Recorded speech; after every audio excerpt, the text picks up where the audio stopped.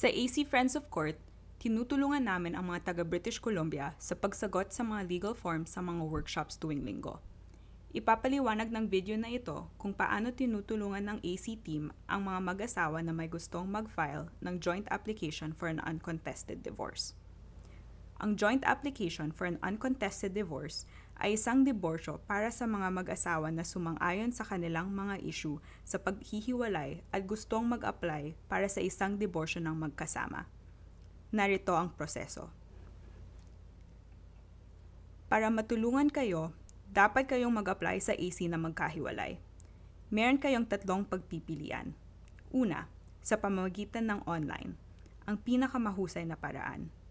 Ikalawa, sa pamamagitan ng email. O ang ikatlo, sa pamamagitan ng pagtawag sa amin.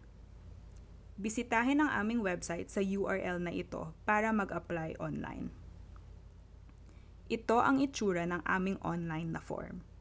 Pakisama ang lahat ng impormasyon hanggat maaari.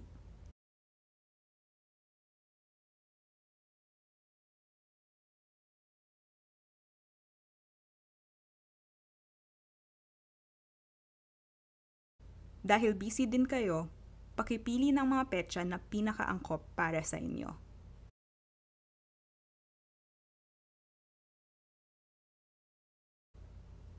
Maaari ka ring mag-apply sa AC sa pamamagitan ng email sa legalformsbc@gmail.com. Maaari rin kayong mag-schedule ng appointment sa pamamagitan ng pagtawag sa amin sa 778-522-2839. Dapat kayong magkahiwalay na dumalo sa isang 30 minutong tech check appointment kasama ang isang AC volunteer upang matiyak na gumagana ng maayos ang iyong computer or device sa Zoom. Isang pribado at secure na video conference software kung saan gumagana ang lahat ng appointment. Kailangan ninyo ibigay sa amin ang inyong picture ID para sa proseso ng pag-verification. Ang inyong appointment ay magaganap sa Zoom o sa pamamagitan ng telepono, kung saan ang mga AC volunteer ay tutulungan kayong dalawa ng magkasabay. Narito ang listahan ng mga dokumento na kakailangan namin matanggap bago makakuha kayo ng appointment. Marriage certificate o kopya, kopya ng separation agreement, at ang pinakabagong income tax notice of assessment kung mayroon kayong mga dependent children. Tutulungan namin kayong ikumpleto ang mga kinakailangan legal forms para sa magkasanib na diborsyo. Kasama ng mga forms na ito, ang Notice of Joint Family Claim, Registration of Divorce Proceedings, Affidavit Desk Orders Divorce, Child Support Affidavit, Requisition, Certificate of Pleadings, at Draft Final Order. Narito ang ilang mahalagang payo tungkol sa inyong mga appointment. Dapat kayong dalawa ay sabay na dumalo sa lahat ng appointments at dapat ninyong gawin ito mula sa magkahiwalay na kwarto kung kayo ay nasa iisang bahay o gusali.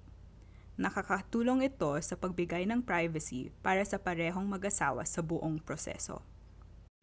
Matapos makumpleto ng AC volunteers ang mga legal forms at masuri ito ng isang abogado, ipapadala sa mga volunteers ang mga forms sa inyo sa pamamagitan ng email. Matapos makumpleto ang lahat ng mga forms, kailangan ninyong pareho na manumpa at pagtibayan ng affidavit at i-file ang mga forms sa isang court registry. Ang mga AC volunteers ay maaaring mag-alok ng karagdagang payo sa yugtong ito.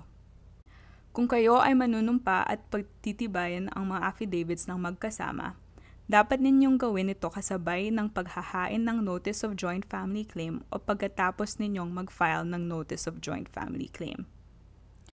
Kung kayo naman ay manunumpa at pagtitibayan ng mga affidavits ng magkahiwalay, ang isang asawa ay dapat na gawin ito kasabay ng paghahain ng Notice of Joint Family Claim o ang parehong mag-asawa ay maaaring gawin ito pagkatapos ninyong mag-file ng Notice of Joint Family Claim.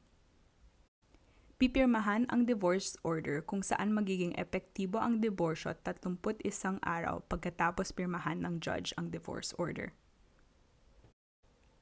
Naghahanap ba kayo ng tulong sa inyong joint uncontested divorce? Mag-apply sa AC Friends of Court ngayon. Meron kayong tatlong pagpipilian. Mag-apply online, ang pinakamahusay na paraan? Sa pamamagitan ng email o sa pamamagitan ng pagtawag sa amin?